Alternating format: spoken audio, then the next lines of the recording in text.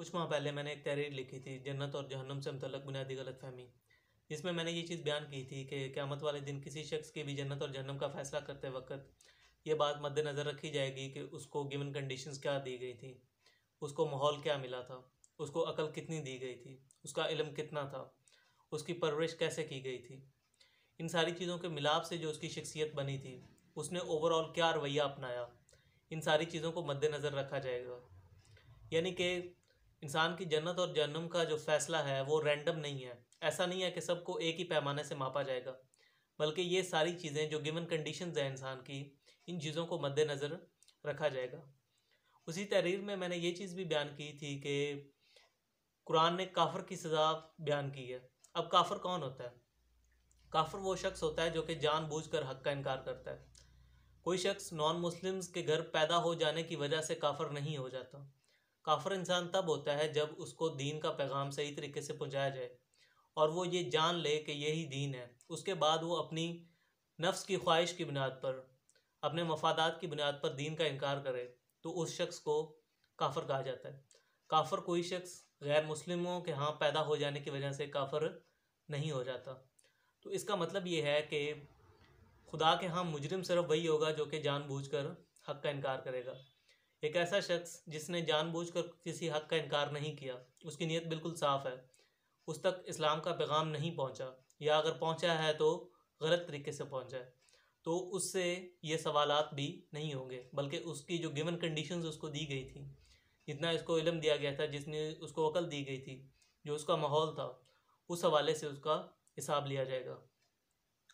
अब इस पर बुनियादी सवाल ये पैदा होता है कि ये बातें मैं कहाँ से बयान कर रहा हूँ। यानी कि कुरान और हदीस को अगर आप देखें तो वहाँ पे तो ये चीज़ें बयान नहीं हुई।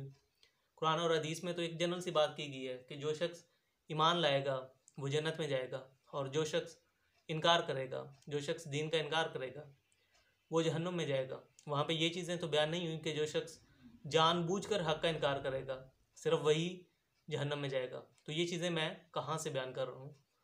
देखें, कुरान में ये चीज़ बयान हुई है कि खुदा किसी पर जुल्म नहीं करेगा। अब सबसे पहले ये देखें कि जुल्म क्या होता है। जुल्म ये होता है कि एक शख्स डिज़र्व नहीं करता लेकिन उसके बावजूद आप उसको सज़ा दें, तो इसको जुल्म कहते हैं। तो खुदा ये फरमा रहा है कि वो किसी के ऊपर जुल्म नहीं करेगा।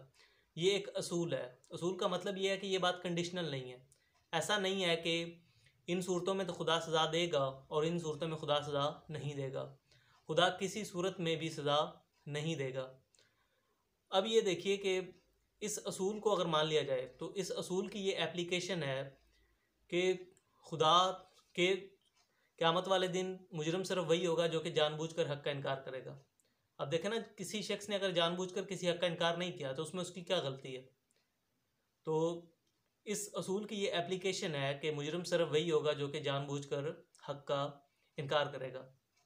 अब ये देखिए कि कुरान और हदीस में जिस असलूब में बात बयान की गई है वो क्यों की गई है। देखिए, जब भी दीन का इल्म दूसरों तक पहुंचाया जाएगा तो इसी असलूब में बात की जाएगी जिस असलूब में कुरान और हदीस में बात बयान हुई है। वहाँ पे यही बताया जाएगा कि ये दीन का कंटेंट है और जो शख्स इस दीन का इनकार करेगा उसकी ये सज़ा है। ये जो सज़ा बयान की जा रही होती है ये किसको बताई जा रही होती है? ये उस शख्स को बताई जा रही होती है जिस शख्स तक दीन का इल्म पहुँचाया जा रहा होता है। वहाँ पर आप वो शख्स क्यों मुराद ले लेते हैं जो जिस तक वो बात पहुँची ही नहीं है? दीन की सज़ा उसे बताई जा रही होती है जिस तक वो पैगाम पहुँच गया है। अब एक और चीज़ कि अगर सज़ा सिर्फ उसी को मिलेगी जो कि जानबूझकर हक़ का इनकार करेगा, तो अगर एक एथियस्ट है, उसने जानबूझकर किसी हक़ का इनकार नहीं किया, उसकी अकल में ये चीज़ समझ ही नहीं आ रही उसको वाक़अतन, तो क्या उसको सज़ा दी जाएगी? देखिए, अगर किसी शख्स की भी अकल में कोई चीज़ नहीं आ रही तो उससे मुतल्लक सज़ा नहीं दी जाएगी। तो अगर एक ऐसा एथियस्ट है जिसको वाक़या ही समझ में नहीं आ रही तो उसे सज़ा नहीं दी जाएगी। अब देखें, जो पागल शख्स होता है उसके ऊपर शरीयत क्यों नाफज नहीं होती? क्योंकि वो शरीयत को समझ नहीं सकता। इसी तरह से अगर किसी का जेन्युइन मसला है, उसको चीज़ें समझ नहीं आ रही, तो उसे भी उस पागल वाले केस में ही एक्सेप्शन दे दी जाएगी। अब ये मैं पागल का वर्ड डिग्रेडिंग, किसी को डिग्रेड करने के लिए नहीं बोल रहा, ये वैसे ही मैंने एग्जांपल दिया कि पागल को एक्सेप्शन क्यों दी गई है, क्योंकि उसकी अकल को वो चीज़ें अपील नहीं कर रही होती।